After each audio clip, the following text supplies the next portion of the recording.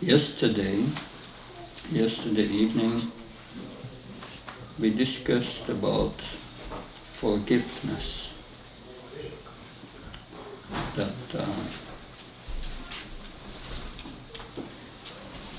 And we, at the end, we stressed the importance of being able to forgive. If we don't forgive others for their offenses, minor offenses, Prabhupada says, then this aversion and attachment towards this particular person stays in our mind. And as a result, we cannot come in contact with Krishna in our heart.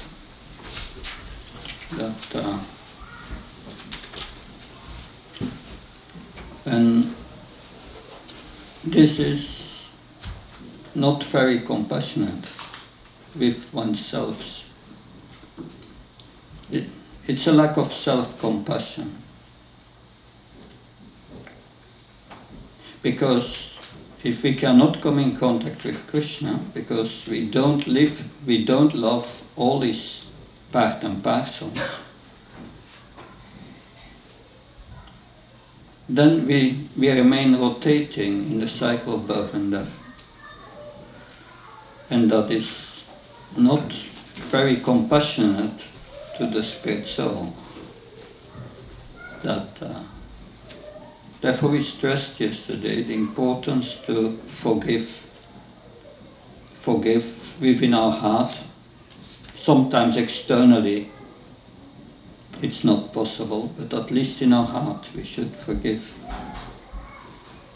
Because the other person brings us a reaction, and the reaction is caused by our actions in previous lives. So we are responsible for the reaction. A person may abuse us, that must be stopped. But the abusive person gives you also the reaction. And we are responsible for it. Therefore we should not keep any grudge towards anyone in this world. Everything is very temporary, fleeting. You are at the door of a room and you are going outside and you never come inside again. Once you are out, are you still concerned with what's happening in the room? No? Are we still concerned with everything what happened in our previous lives? No, it's all finished. It's all very relative. So, therefore, we spoke yesterday about that. And today, I want to speak about the real meaning of compassion. Spiritual compassion.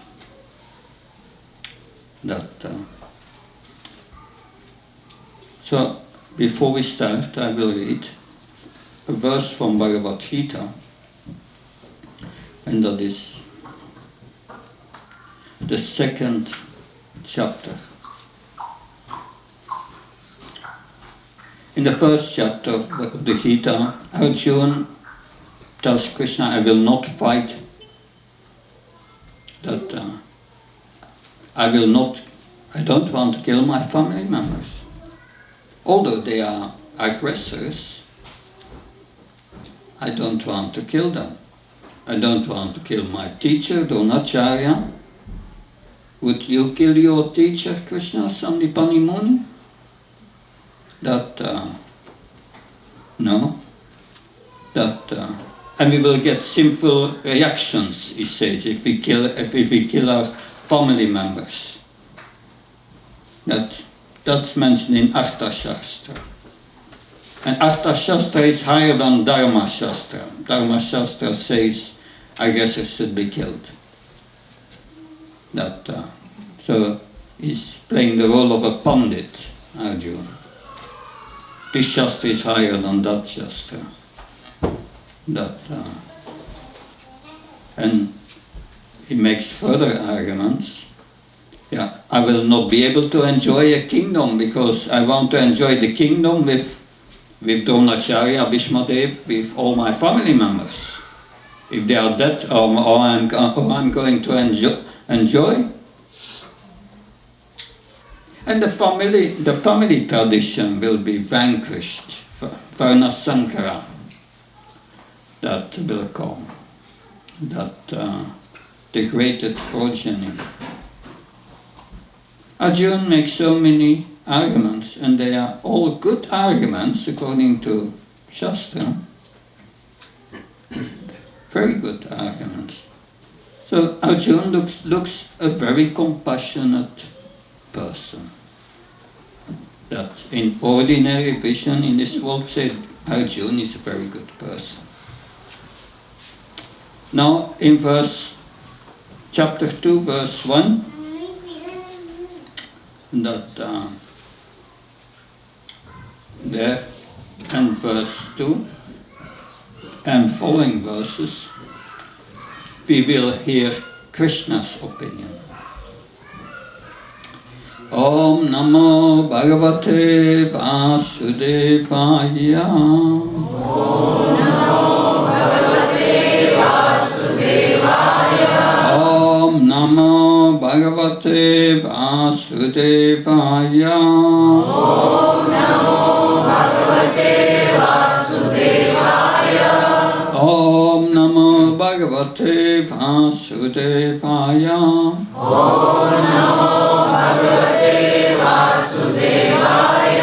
Sanjaya Vacha Tam Tata Kipaya Vistam Asran Purna Kolekshanam Vishidantam Idam Vakyam Uvacha Madhusudana. Sanya said, seeing Arjuna full of compassion, his mind depressed, his eyes full of tears, Madhusudan, Krishna, spoke the following words. We will now hear the commentary of A.C. Bhaktivedanta Swami, Srila Prabhupada. Material compassion, lamentation and tears are all signs of ignorance of the real self. Compassion for the eternal soul is self-realization. The word Madhusudan is significant in this verse.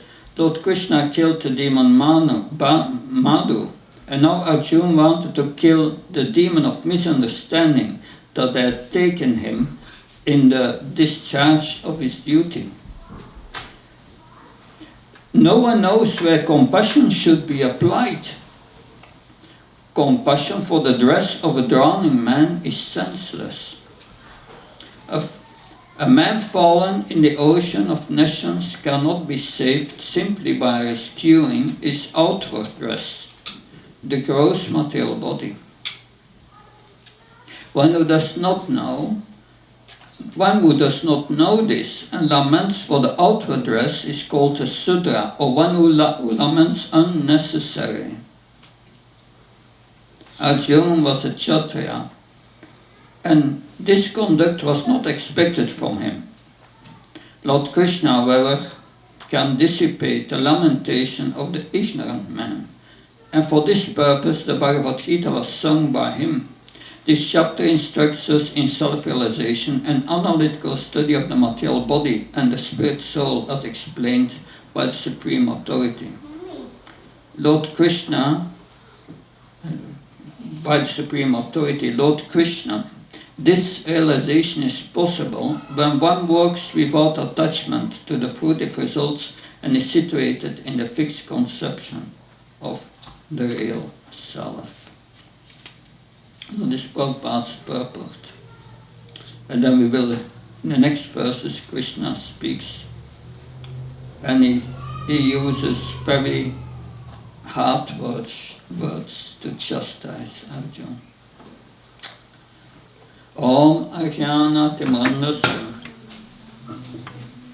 Jnanam Shanaka Chakshur Militam Jena Tasmai Shri Gurave Namah Shri Chaitanya Manobishtam Stapitam Yena Bhutale Swam Rupakadamayam Dadati Svapadantikam Vandeham Shiyuda Padakamalam Shirum Vaishnavamsha Shri Rupam Sarajatam Saganaragnatam Vitam Tam Sajivam Sadvitam Saudutam Parjana Saitam Sri Krishna Chaitanya Devam Shri Radha Krishna Padam Sakalita Shivishakam Vitamsa He Krishna Karuna Sindhu Dinabandha Jatpate Kopesha Kopka Kanta Radha Kanta Namastate Tapta Kansana Gaura Gira Devindavanashri Vishabhana Sutadevi Pranamama Haripi Vankha Kalptubhisha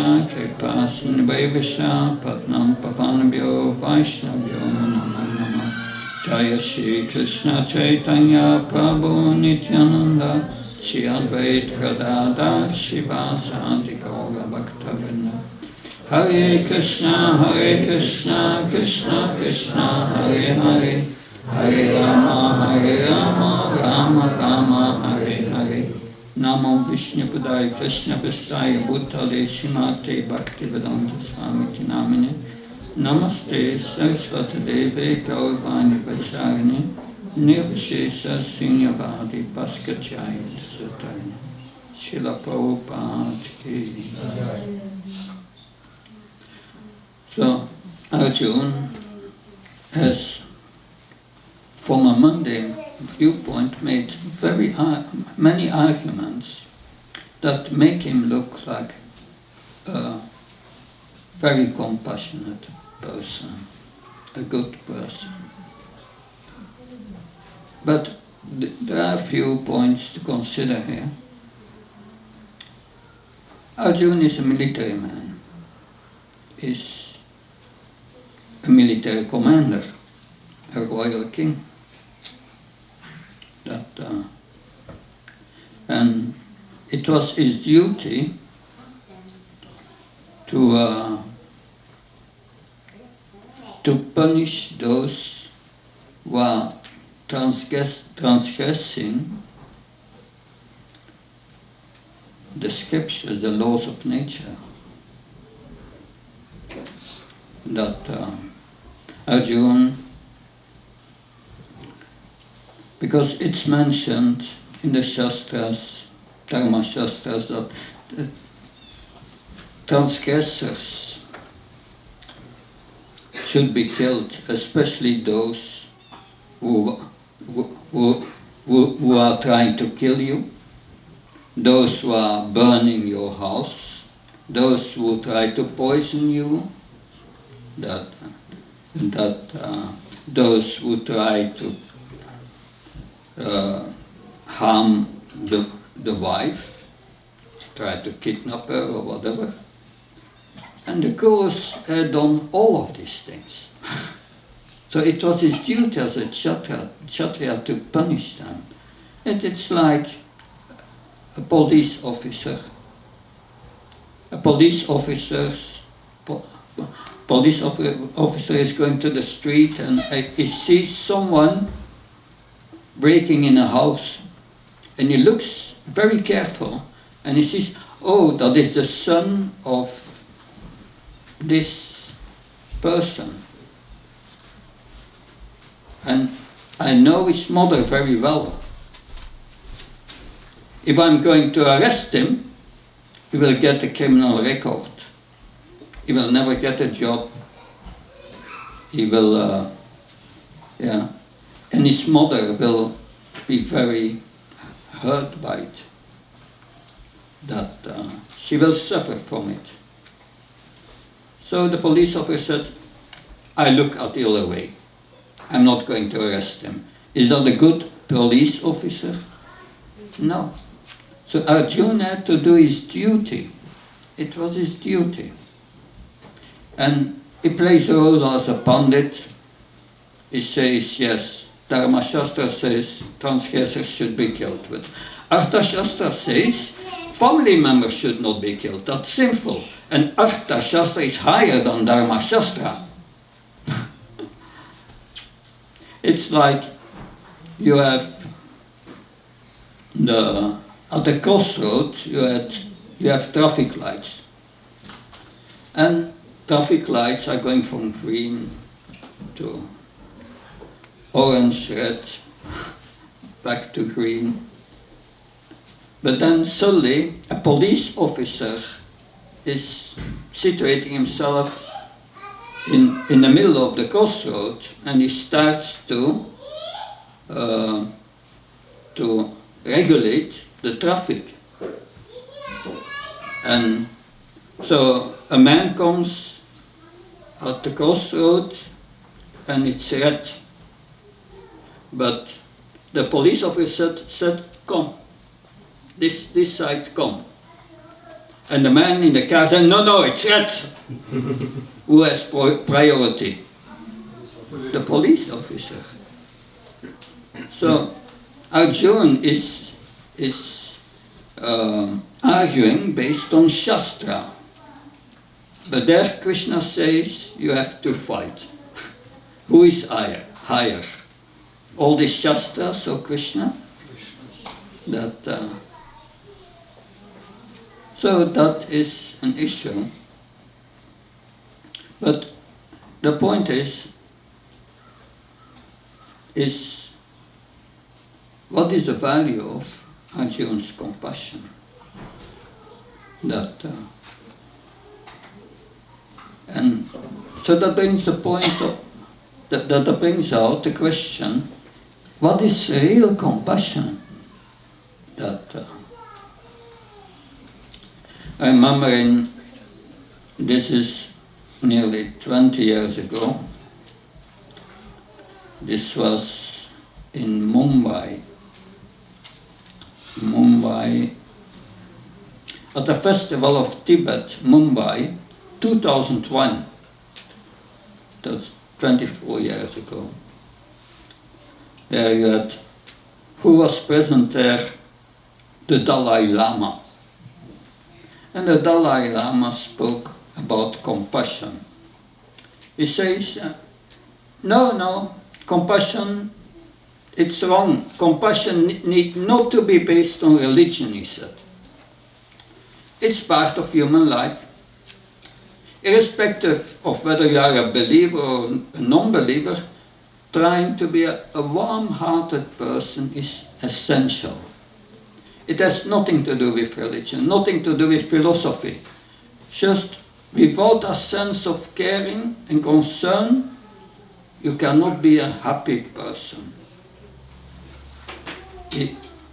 Is that compassion?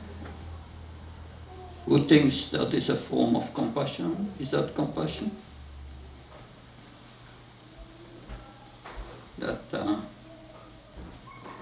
To what extent are these words of the Dalai Lama? To what extent do they constitute compassion? What's the logic and the values behind this statement? And if it is compassion, is it the highest form of compassion? Is there compassion on a deeper level? We will look at it. What does the dictionary say about compassion? Someone knows? No? The dictionary I consulted says that compassion is a sense of shared suffering. A kind of empathy with a special kindness for those who are suffering.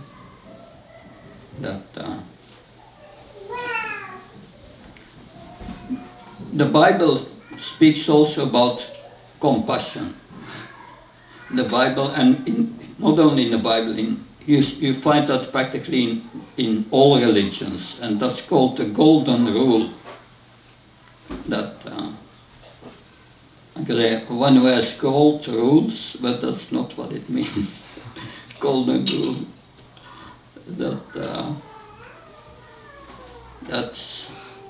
It means that one should treat others in a way one like to be treated oneself. Is that a form of compassion?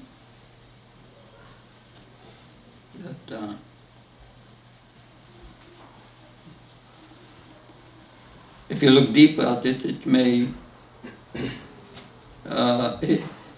result in very uncompassionate results. And if you apply this golden rule, because I like to be drunk, I like that someone offers me alcohol and I get drunk, so I want also others to treat like that. So that's this golden rule. If the person acts wrongly, it becomes very uncompassionate. There are many ethical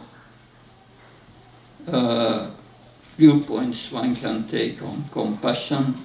We will not go into that. But then there is compassion for the soul. And that is what we hear here, what Prabhupada writes in the purport here. Material compassion are tears, and tears are all signs of ignorance of the real self. Because that is what Krishna will teach Arjuna. You think you can kill your grandfather, Bhishmadev, but the soul cannot be slain. You cannot kill him. You can only kill his body. This does not mean that we can start killing, but Prabhupada writes, compassion for the soul is self-realization. Self-realization is liberation from the cycle of birth, death, old age, disease. And this material compassion and tears are all signs of ignorance of the real self.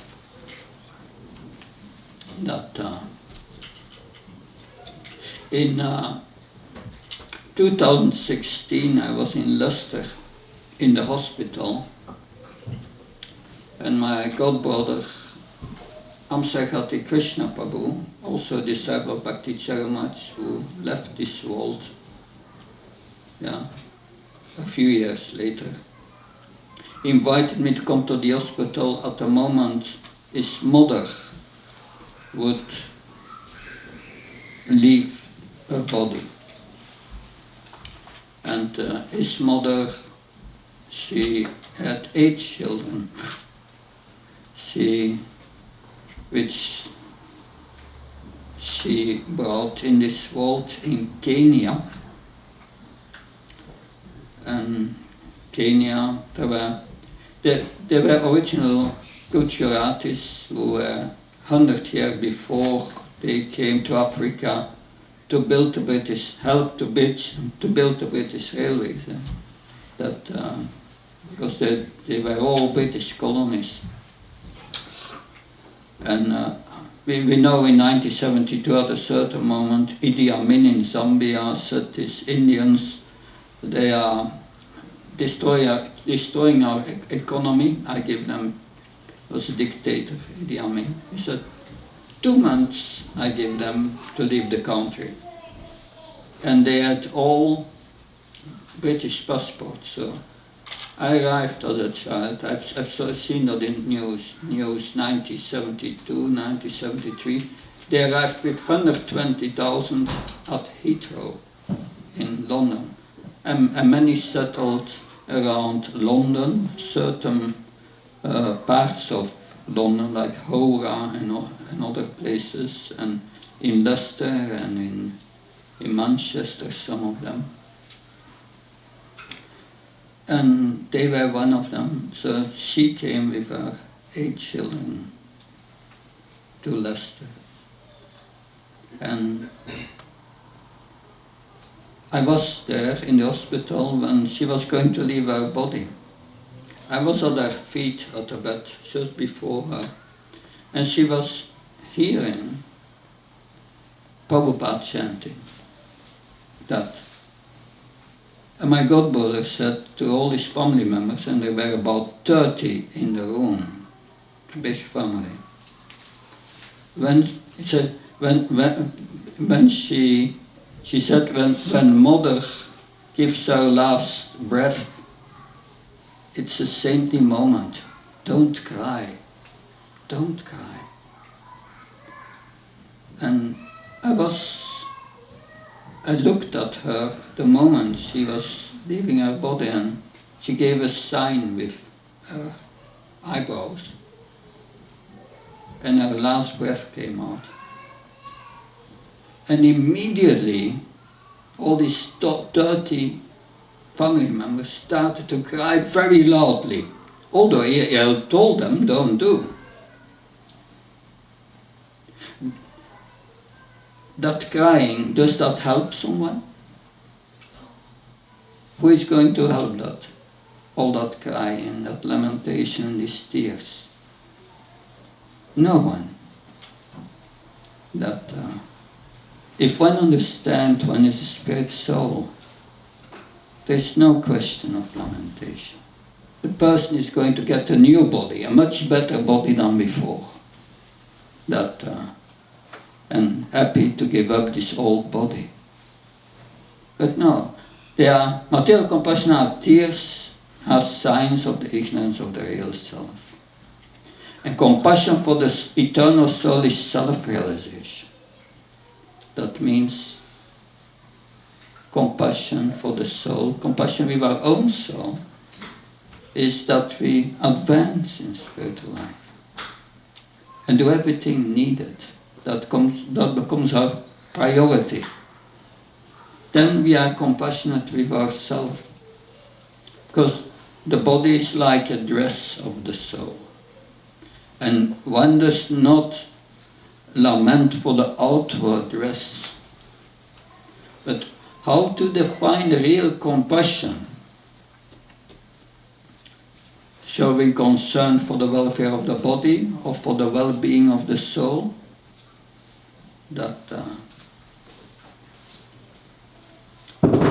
Last week we had Chaitanya Chaturdasi, and probably you have heard some of the prayers of Prahlad Maharaj, the Lord Nrsimha-deva. Prahlad Maharaj, he prays to Lord Nrsimha-deva, now kindly look upon us, not only upon me, but also all the others who are suffering. And by your causeless mercy and compassion, deliver us and maintain us. Now, what do we learn here from Prahlad Maharaj? That he does not only pray for himself, he prays to the Lord to show his compassion, to deliver all others, and maintain all other suffering living entities. So this kind of compassion is not only empathy or shared suffering. There is an active element here that actually Prahlad Maharaj wants to help those who is feeling compassion for. So it's not only an idea of warm-hearted loving kindness or wishing happiness for the welfare of others. No. So Prahlad's compassion has the quality of wishing that others become free from material suffering. And not only for himself, for all living entities. So we can understand, if we engage in Prabhupada's mission, try to spread Krishna consciousness, try to give it to others. That will make them free from suffering. But Genuine compassion requires self-realization, spiritual vision and intelligence. Three things just to understand what spiritual compassion is.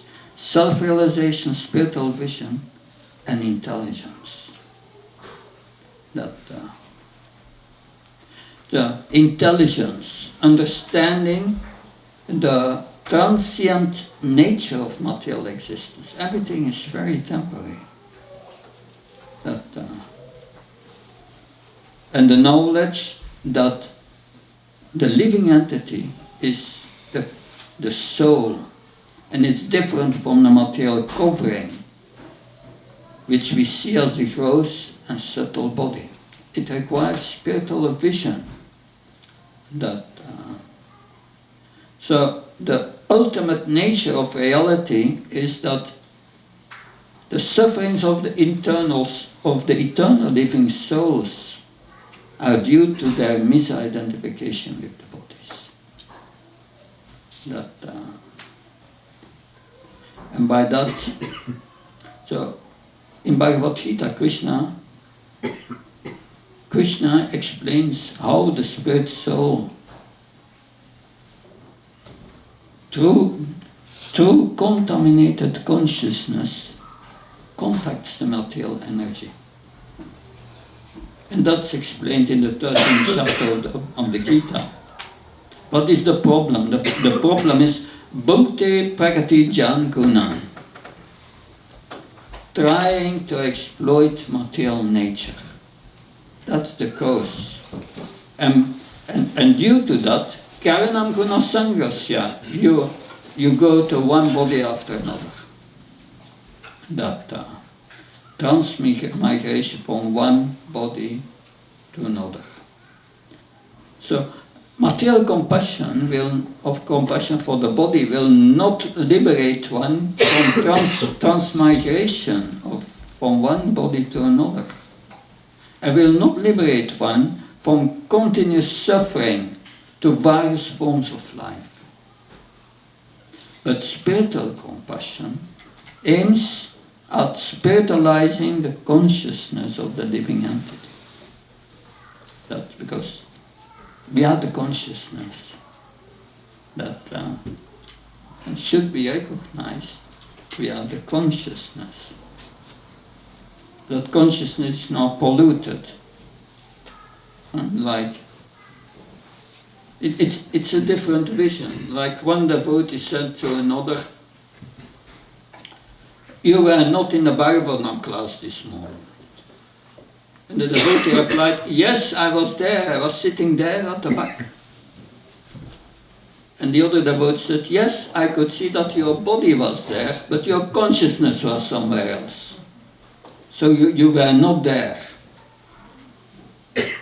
So we chant the Hare Krishna mantra, but if our consciousness is in making our shopping list while we're chanting, we are not chanting. We are not there. So that's another vision of seeing the reality of our real self. Because consciousness is a symptom of the presence of the soul.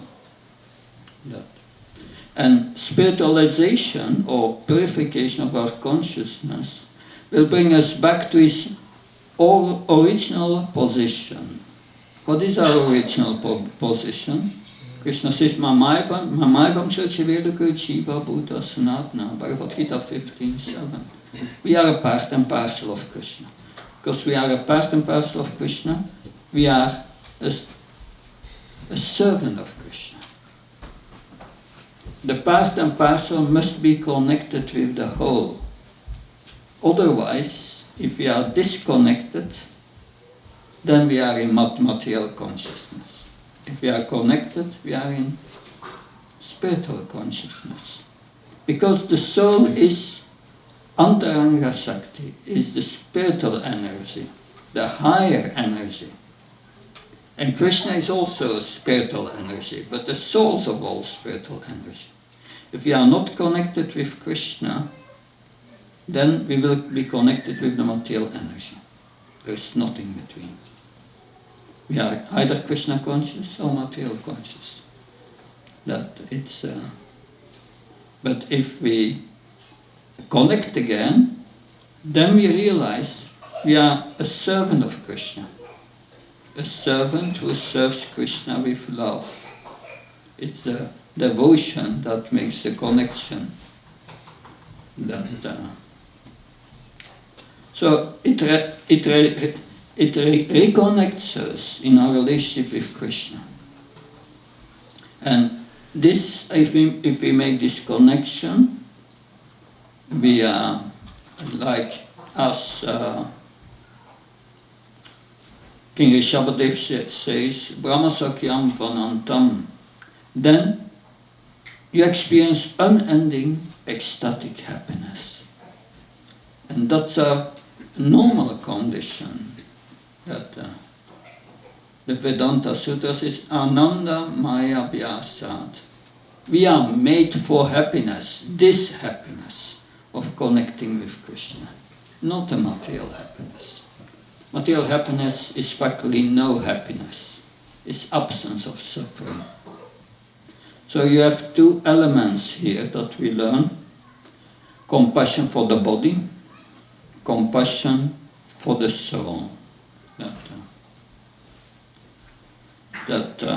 The first thing to be compassionate is that we must understand that suffering is inherent in a life of sense gratification. If you live for sense gratification, Krishna says, you live in vain. 3:17 Bhagvat Gita. You live in vain for nothing. Because you forget your soul. The Bible says, and Prabhupada quotes the Bible in that regard, he says, what profited a man if one gains the entire world but loses the consciousness of his eternal soul. But let's go back to Prahlad Maharaj. He prays to Lord Nrsimhadev. My concern is only for the fools and rascals who are making elaborate plans for material happiness and maintaining their families, societies and countries. I'm simply concerned with love for them. So he feels compassion for those who are after Maya Sukha, the material happiness. Because what's the reaction? Why do we suffer in our lives? Krishna says in 5:22, Ye samsparsaya bhuga dukha yona evate atyanta vante kantya nate shuramate buddha. The learned men have concluded that one who engages in sense gratification, the result is suffering. So why do we suffer in this life? We have in previous life engaged in sense gratification. That's the reaction. That's one of the causes of our suffering in this life. And one must take birth again to receive the reaction.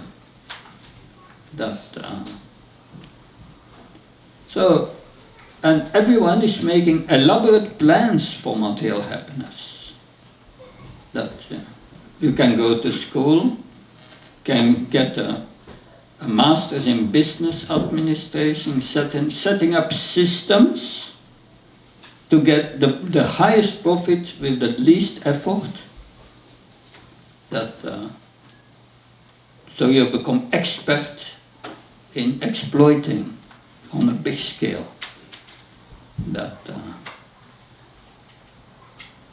So he said, I'm only concerned with love for them. So compassion develops only, real compassion develops only when we are free from this illusion that is bodily comfort is the same as happiness. But such happiness is just an absence of suffering, just as as eating, you eat and you get rid of the pain in your stomach, which is called hunger. It is not contemplation, it is not contemplation of various sufferings of the living entities that is going to make us compassionate, but rather spiritual knowledge is required to increase our understanding of what compassion means for the soul.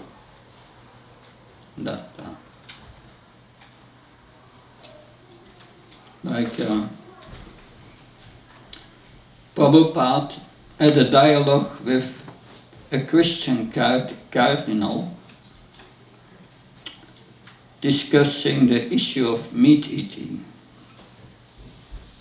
The cardinal's conviction was that human life is sacred, but that of animals not. Therefore, animals can be killed to feed man. Of course, this statement, Prabhupada said, contradicts the fifth commandment of the Christian, which says, "Thou shalt not kill." They turned it in, "Thou shalt not murder," but that is not what it says. I did research how Christian theologians justify this contradiction. It's going back to the 3rd century, St. Augustine. And St. Augustine says, there are two types of souls, animal souls and human souls.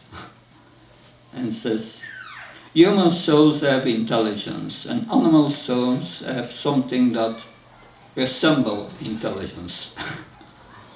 And therefore they are of a lower status and they can be killed. But that's not in the Christian scriptures. That's made up by these theologians. Just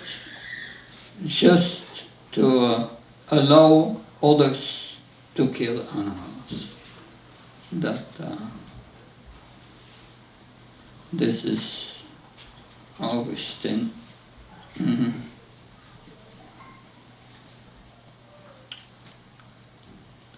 But according to Bhagvat Gita, the soul in a plant, an animal, or human form is of the same quality. They are all spiritual fragmental parts of the Lord. But their subtle body, their intelligence is less developed. But gradually it goes to different animal species back to the human life. In human life, it's again fully developed. Because that's mentioned in Bhagavad Gita, the soul is covered by different degrees of ignorance in the form of lust. According to Bhagavad Gita, compassion that does not rise above the bodily identification may be very counterproductive, because it prevents to attain the aim to be liberated, the aim of attaining liberation for the soul. The soul is materially entangled. Such body compassion neglects the real causes, why the living entities are suffering. Now, it is philosophy, but to understand that, we need qualifications. Qualifications to understand the nature of real compassion. You must be qualified.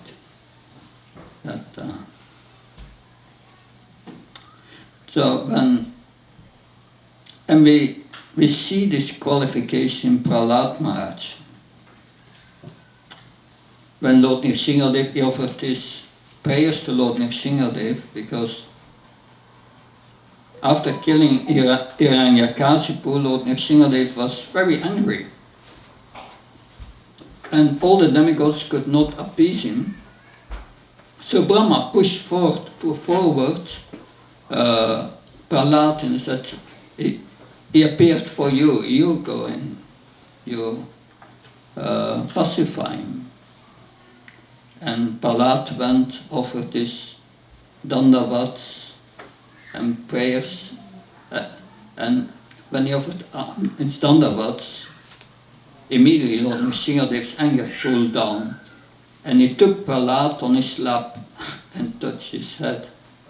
And then Prahlad offered his beautiful prayers. And that's a whole chapter, that's chapter 9 in the 7th canto.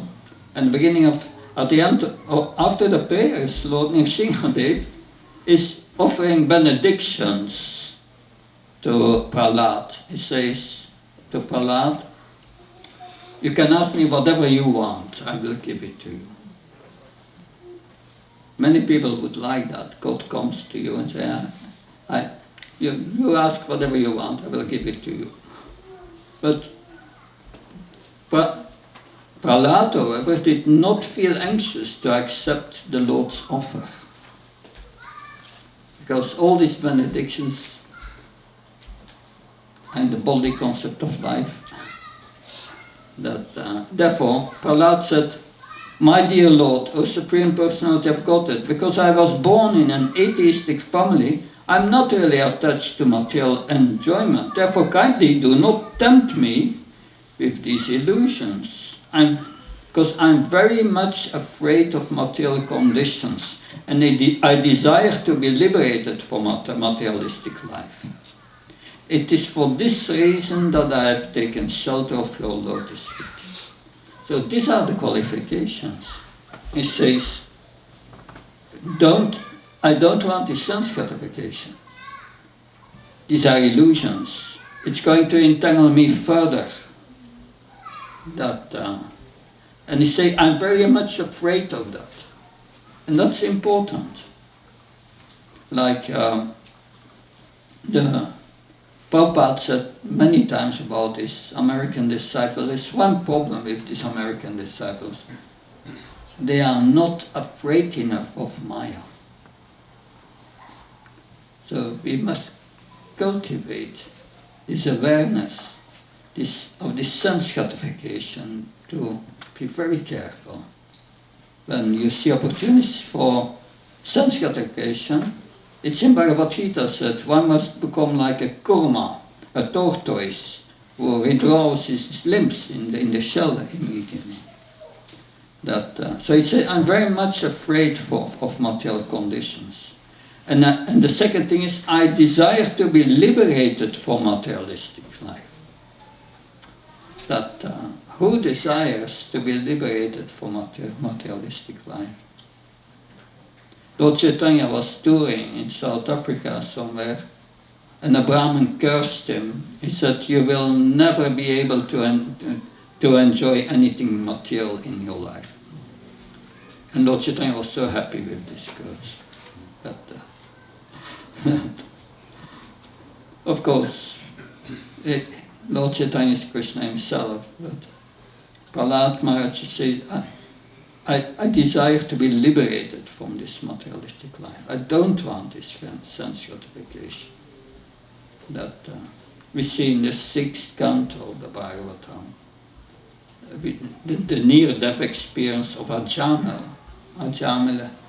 and he sees this vision. He sees these Vishnudutas, these Yamadutas, and they are talking. The Yamadutas try to snatch his soul and his subtle body to punish him for his sinful activities. And the Vishnuduta said, no, he's sinless. He chanted the holy name of Krishna. So after having this experience, of this near-death experience, Ajamila had three benedictions. First, he saw these Vishnudutas, which are like Krishna. You cannot forget them anymore. Second, his life was prolonged. But the third benediction is he heard his dialogue and he woke up. He understood what the result was of his life of sense gratification. And he came to the point, he made a determination, and that's the third benediction. I will never do these sinful activities again. I will never engage in this sense gratification anymore. And that, so he came also to that point he desired to be liberated from this material life. And we must also come to that, to develop that desire. And we develop that desire by hearing, especially the Bhagavatam. The Bhagavatam gives us the result of such materialistic life. And we see how Krishna, many devotees described in the Bhagavatam, how he makes arrangements so that they come to realize this. Like the Avanta Brahman in the 11th canto, very beautiful story. That, but then the next qualification, Prahlad said, it is for this reason that I have taken shelter at your lotus feet. Third qualification. You must take shelter of Krishna. Without taking shelter of Krishna, without surrendering of Krishna, you will not be able to understand these things. Understanding this and realizing this comes only by the mercy of Krishna, the Dhammi Buddhi Yogam Tam. Krishna gives realization to the heart. Tesham emfana kampartam amma jnana chamtama nasa jamatma bhavastu jnana kipana pashvata. With the lamp of knowledge I enter the heart of my devotee, and I take away the ignorance. So that happens only when you take shelter of the Supreme Lord. So Prahlad understood this. All these materialistic endeavors cannot make one happy. That, he realized that only pure devotional service, without any material motivation, pure devotional service to the Supreme Lord is the cause of the satisfaction in my heart. It is a source of unending happiness.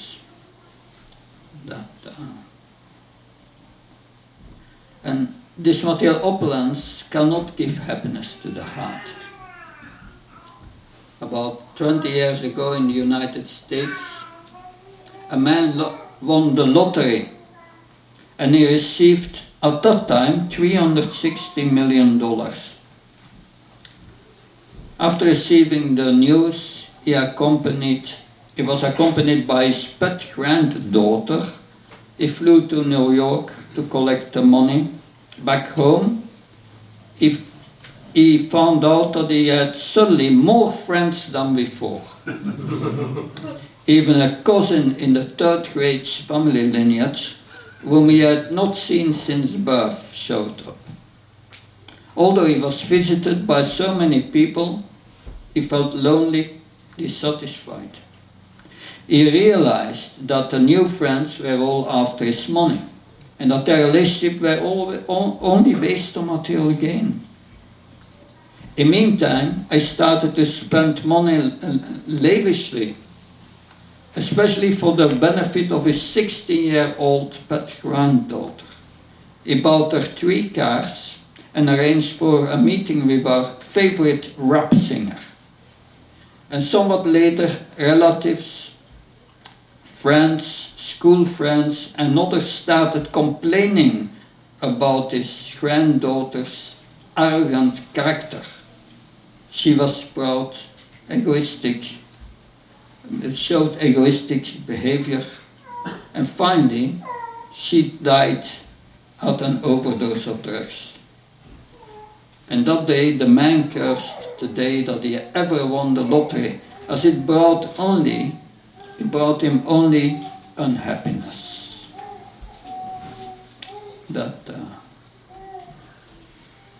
There was another case. This is a poor man with 3 children, also in the United States. And one day he won $65 million in the lottery, only 65. And he was a church-going believer, and when he heard that he had won the lottery, he said, "Hallelujah." He accepted as the mercy of the Lord, as a fulfillment of his prayers. And when he got the money, he bought 6 houses and distributed them to the church and his family members. However, some months later, his relatives started to fight with each other by claiming individual rights on their properties. This ruined all existing family relationships, and the situation became so intolerable that he committed suicide. The day before he died, he told his final advisors that he regretted ever having won the money. There are so many examples of that. The more houses you have, the more possessions, the more problems, and that's all. But self-compassion starts with understanding our attachment to material assets is really a dangerous illusory energy. That if one understands that, one can begin to develop real compassion. One can gradually fulfill these requirements and progressively realize unalloyed pure devotional service. Therefore, Prahlad Maharaj, he praised the Lord Nrsimhadev. He says, "My dear Lord, O Supreme Great, you have created this material world of 16 constituents, but you are transcendental to their material qualities. In other words, these material qualities are under your full control, and you are never conquered by them. Therefore, the time elephant is your representation, my Lord. My Lord, O Supreme, no one can conquer you. As for me, however, I've been crushed by the wheel of time, and therefore I am surrendering fully unto you. Now kindly take me under the protection of your lotus feet." So he saw his father, Hiranyakasipu. He possessed the whole universe. Everything was under his control. And in 1 second, finished. All finished. Therefore he says, "I've seen it, crushed by the wheel of time." Finished. So Prahlad Maharaj is comparing the illusory energy to a crushing stone that destroys everything. And it's unsurpassable time. And therefore, he decided to surrender to the Supreme Personality of Godhead for protection. All our plans in this material world will be crushed, finished. It's all temporary. Therefore, don't strive for it. Just take what you have, what you need to have a simple life, simple living, high thinking, and take to devotional service. Surrender to Krishna. What does it mean, surrender? Follow his instructions. Therefore, it's good to learn Bhagvat Gita. This is the basis of his instructions. We want to love Krishna. Are we interested what he has to say? We want to. Like Prabhupada gives you an example. A young girl and a young boy, they meet for the first time. love at the first sight. Do you think the boy has difficulty to memorize the mobile number of the girl? No? He's very eager.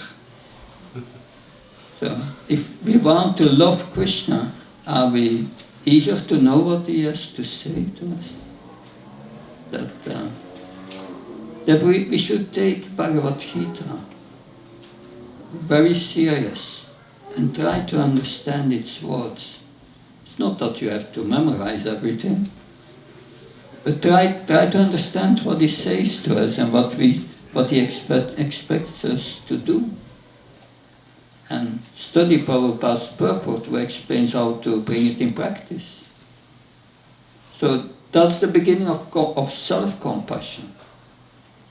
That to become compassionate for others, first you must be self-compassion. You go into the airplane, they explain if the mask drops, first help yourself and then others. The same principle. That we must free ourselves from this illusion. The ignorance that covers the conditioned souls. What is this ignorance that covers us? This is explained in the Bhagavatam. Lord Brahma, before starting his Visarga, before starting his work of creating living entities, before doing that, he creates a material atmosphere in which the conditioned soul functions. And these are different layers of illusion. And the first layer is called tamas. Tamas means one forgets Krishna, and by forgetting Krishna, one forgets one's own identity. That's the cause. It's called tamas. And because we have forgotten our spiritual identity, then moha comes. You misidentify with the body. And when you misidentify with the body, you think, this is mine, this is for my enjoyment. So that is called Mahamoha, big illusion. And when you think this is mine, this is my car, new car, someone just bought new car, you are attached to, that's my car. Someone makes a little crash in it and you feel pain because it's my car. When it happens to someone else's car, I don't take care. But my car, then it becomes serious. That is tamishra, fear of losing one's possessions, fear of losing relationships when someone dies and so on. That fear is there. And finally there is andatamisha, thinking death comes, I'm finished. That's the last illusion. So, real compassion means developing a desire to purify one's consciousness and to remove these illusions. And be again situated in one eternal spiritual identity as a servant of Krishna.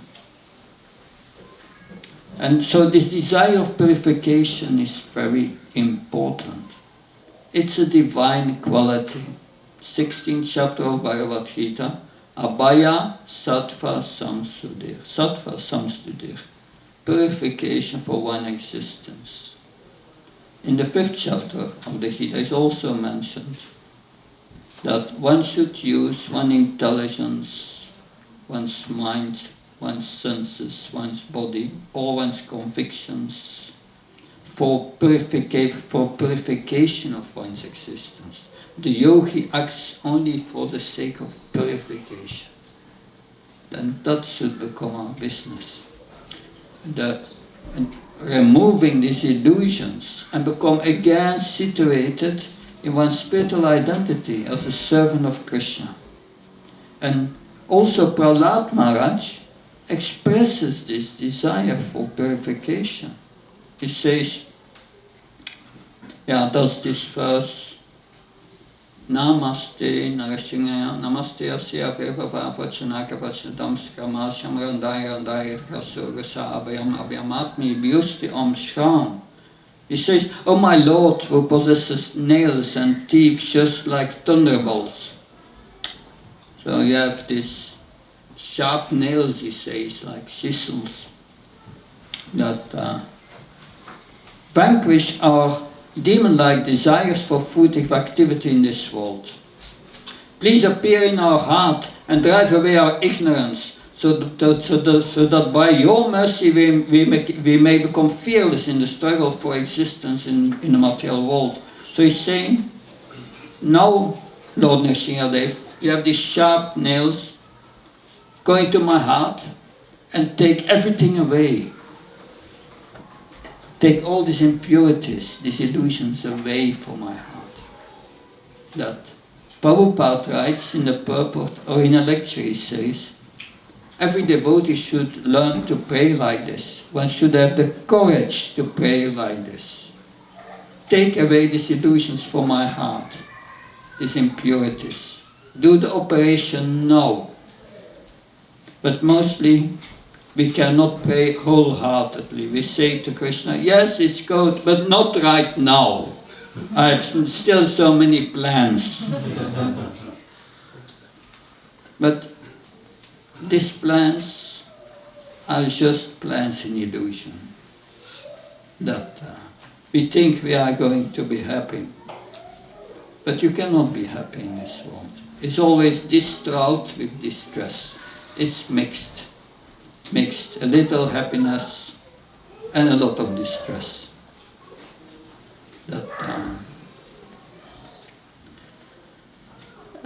But when all these impurities are gone, you become fearless. You have attained self-realization. You identify with your spiritual body, and you forget your even awareness of the material body if you come to the stage of bhava and prema. That the spirit soul is eternal. It's never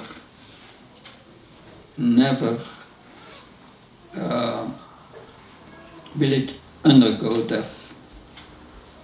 And if we come to that self-compassion, then we can be compassionate for others. That realizing the truth of one's spiritual identity is favorable for developing spiritual compassion. That some Buddhists, they say compassion is a non-violent state of mind. But Prabhupada explains compassion in a different way. He says people in general are trapped by ignorance. Recording in progress. Sorry. People in general are entrapped by ignorance. By ignorance in the material concept of life. And they perpetually suffer material pain. So unless one elevates people to spiritual knowledge, one is practicing violence.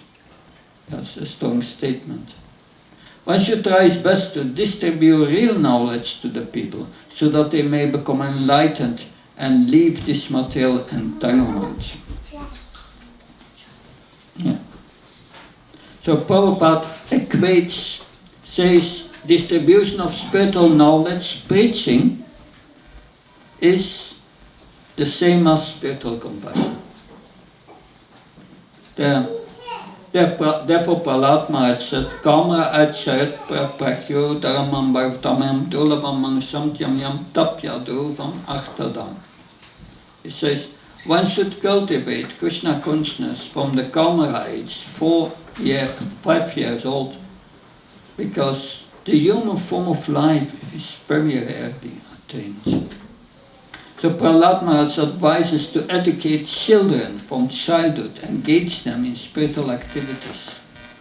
So if one regains his original spiritual consciousness as a spirit soul and is absorbed in thoughts of Krishna, then one comes to the ultimate reality. And then feelings of compassion will spontaneously flow from the heart. Spontaneously. And that is what Prahlad Maharaj explains. My concern is only for the fools and rascals who are making elaborate plans for material happiness and maintaining their families, societies and countries. But that means if we come to pure devotional service, Anya Bilasta Sunyam, Jnanam Kamadanavitam, Ankulyena Krishna Nusilnam Bhaktir Uttama. Pure devotional service is trying to please Krishna favorably, without any material motivation. Then if we practice that, that will destroy the root of material desire. And it will not reappear again. So that is an introduction to the meaning of spiritual compassion. Any questions, comments, corrections?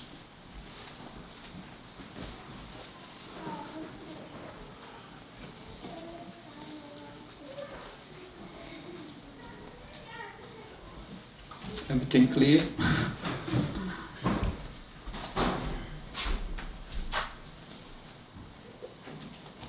Yeah.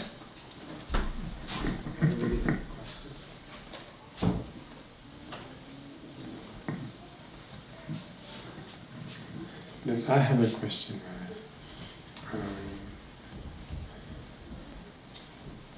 Spiritual compassion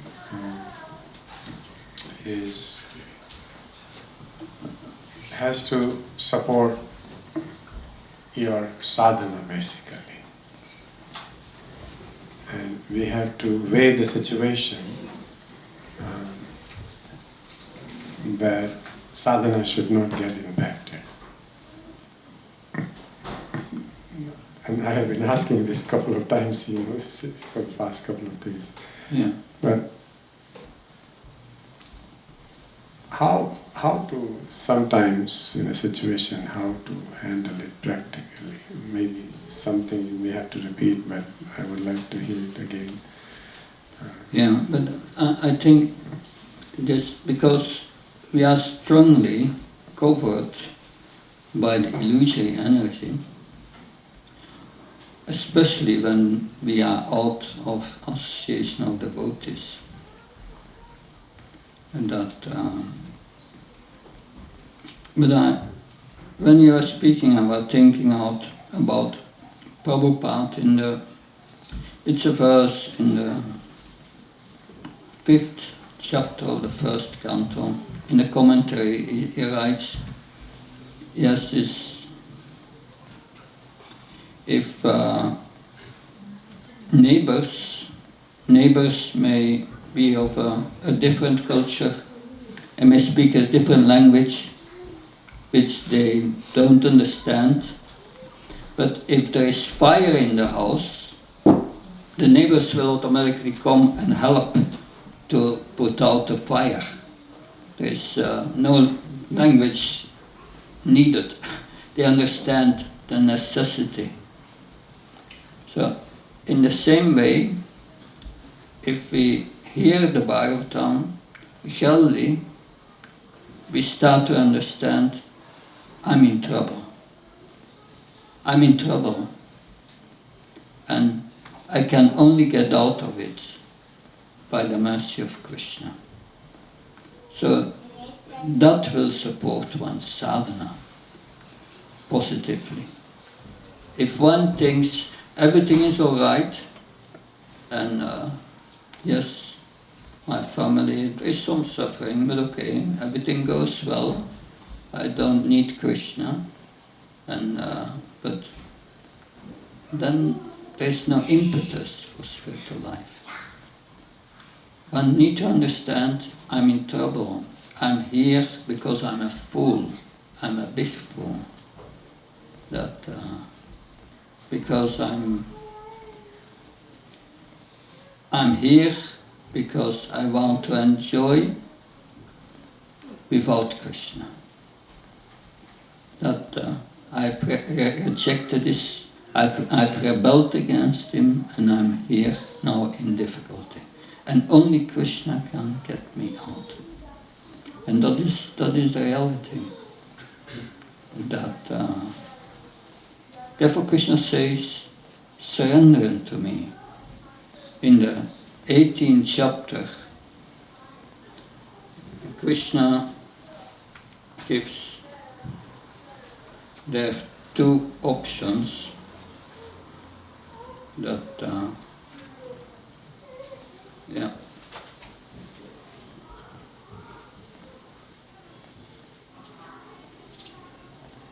He says, if you do not act according to my direction and do not fight, then you will be falsely directed by your nature, and you will have to be engaged in warfare.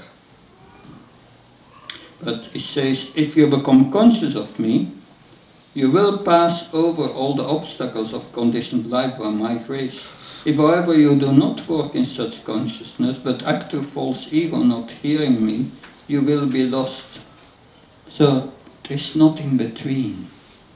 Either we become conscious of Krishna and we transcend all obstacles, or we act as being the body to false ego. So there's nothing between. Only Krishna can get us out of here.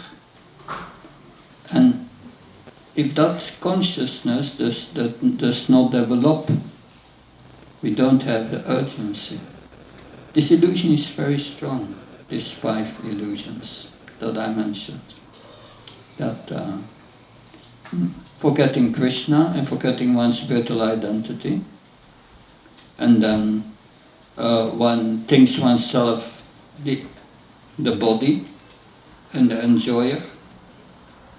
One then thinks this is mine, and because of these attachments, one suffers. And finally, one thinks I'm going to die. These are very deep illusions. And these core things are very thick. But when one hears from self-realized souls this Bhagvat Gita and these teachings, we get an opening. For a moment we understand. And then the class is over, it closes again. We forget, we are again into the illusion, I'm the body. And that is the reality. But you can keep the opening open by having a good sadhana in the association of devotees and daily hear the Bhagavatam. That if we are not connected, the Bhagavatam is Krishna, the chanting of the holy name is Krishna. That the deity worship, the deity is Krishna. That so these are all spiritual objects in this world. And by connecting with them, Krishna has given the holy name and all the scriptures and so on to help us to come out of this illusion. But we need a spiritual master to help us. And if we do that, if we see the urgency, if we become serious in spiritual life, Prabhupada used the word sincere. That if we become sincere, we take Krishna consciousness as the goal of our life. That becomes a priority. If it's not a priority, one does not come out of illusion. It's not possible.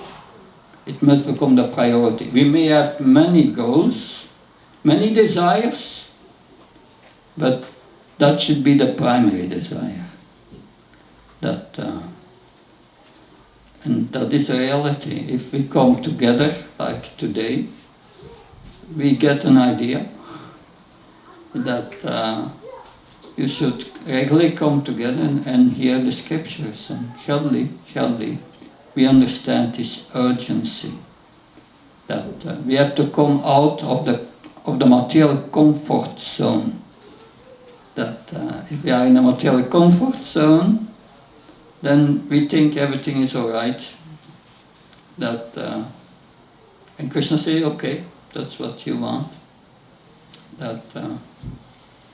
So it's up to us to take up spiritual life serious, to take it serious. And especially, today we learn compassion for others. Starts with compassion for oneself.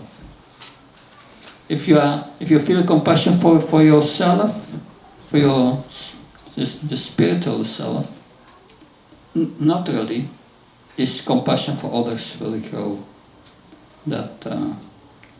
But it can always also in the other way. If you distribute Prabhupada's books and helps to preach, Krishna will give you realization and bring you out of illusion. We need mercy. Mercy comes to the spiritual master. Mercy comes from Krishna. Does that help? Yeah. And anything else? Good. Thank you very much. Hare Krishna. Jai Prabhupada. Bhakti Prabhu Swami Maharaj ki. Thank you very much, everybody.